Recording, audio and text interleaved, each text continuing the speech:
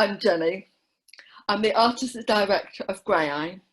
I'm deaf, and all deaf people give each other a sign name.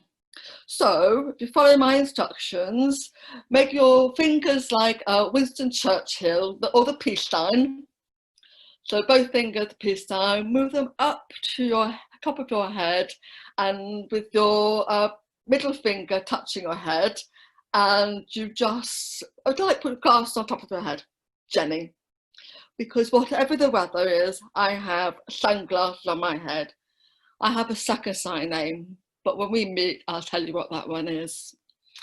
So that's one game you can always play with young people, sign names. It's a brilliant game. It's about finding the signs that's the essence of you. And that exercise, I was also describing how to make my name sign. That's another accessible game. I'm going to also describe myself. I've already said, sunglasses on the top of my head, grey, blonde, salted peppery hair, tied up, small triangular necklace, and my signature colours, white and black. I only ever wear two colours. I think I have the best job in the world, but I also think you do as well. Drama teachers are gold dust. You are the gems in all of this. And thank you for sticking it out, becoming a drama teacher in this really quite hostile environment where they're trying to take drama off the curriculum. It's fundamental, and it's one of the best forms of teaching, holistic forms of teaching that really educate our young people in terms of emotional intelligence and emotional articulation. It's so important. And I wonder whether I would have become a drama teacher. It was on the cards a long time ago, but then I got the job at Graeae. And I do love Graeae, and I hope you know about Graeae, because if you don't, you will now. It has been around for 40 years. It's the UK's deaf and disabled flagship company, professional theatre company. And Nabil set it up 40 years ago because he was so upset about the absolute discrimination from the big institutions who said, oh, we don't think a little man like you with a wheelchair could be on our stages. Our autism will be offended. Well, Nabil was offended. That absolute blatant discrimination. So he set up Graeae. And it's Graeae, pronounced Graeae. And it's the three sisters, the three Graeae sisters, shared between them an eye and a tooth. Then Percy stole them because he wanted to know how to kill the Medusa. They tell him. They wanted their vital organs back. He doesn't give them back. He throws them into the wilderness, and they're left screaming and defenceless. And we are. 40 years on, we're still screaming. We are screaming because of the lack of parity, the lack of equality, the lack of inclusion. Even today, in 2020, we're not defenceless. Oh my God, no. We are absolutely rooted in changing the world. We want to change that world so that the young people, our young company who talked to Jodie, our creative learning director, they said, Jodie, when I grow up, I want to go to drama school. I want to be a director. I want to be the director, the artist director of the National Theatre. Jodie, I want to go to Hollywood. And Jodie said, why not? Of course you can. But right now, that really is not possible. So we have to work backwards. We have to start really working out all together to make sure that they can dream. They can look at the blue sky and think the world is achievable for them. And all of this, I've been at Graeae 23 years. And the one thing I feel like I have failed is to really, really make the drama schools aware of the value of training us. And there's so many youth theatres that don't have deaf and disabled people there. So you as drama teachers, please look widely and find where we are and bring us into the fold. Some of you may be working in SEN schools. Drama is still vitally important for young disabled children in those schools. Jodie and I have a problem with SEN. What does it mean?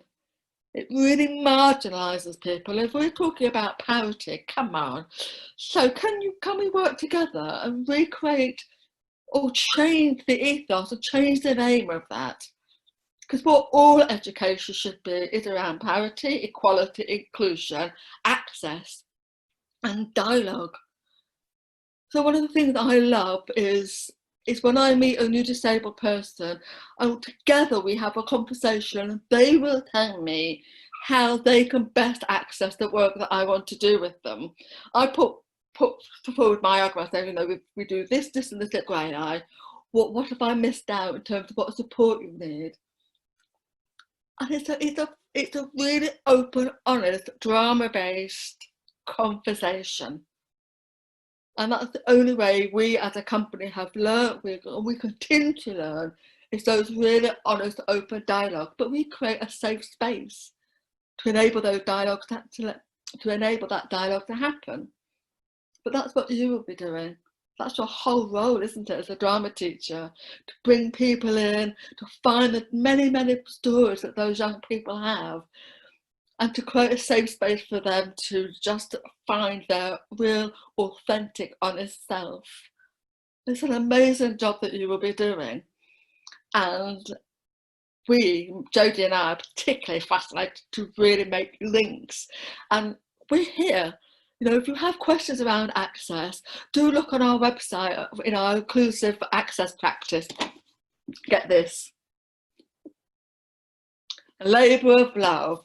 And it's some of it's written by Jodie, by myself, and by the whole Graeae family. And what is brilliant is that so many deaf and disabled people see Graeae as where they really, really belong. And that's a gorgeous feeling. But part of our mission is to make them realise they also belong to the wider world. We are part of the fabric of society. We have stories to tell. There's some stuff in that from drama tutors and directors who say, but Jenny, darling, you know, there's not enough plays with deaf and disabled people in the characters in them. And I roll my eyes and say, that is not the point.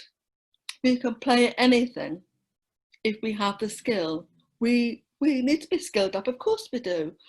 Now, drama, being an actor, requires training, it requires skill. You are the people to teach that skill. So you stand the deaf and disabled like out into the world with talent and with skill and confidence. So read this, come to us with any questions, think about accessibility, ask questions, and bring us on board, and together you'll create work that is rich, that is interesting, informed by access. You'll discover your own aesthetic, thinking about sign language. If someone's a sign language user, who voices over that? Is it someone next to them, or is it part of the rest of the cast? They all share the voicing over. You find different ways of working, and that's what we have to do. You know, this whole COVID pandemic has taught us we need to reinvent things. We need to change the status quo. We need real inclusion, real intersectionality, real diversity. So, sorry, but Buff, it's over to you. Good luck, and you know where we are. Thanks for listening to me.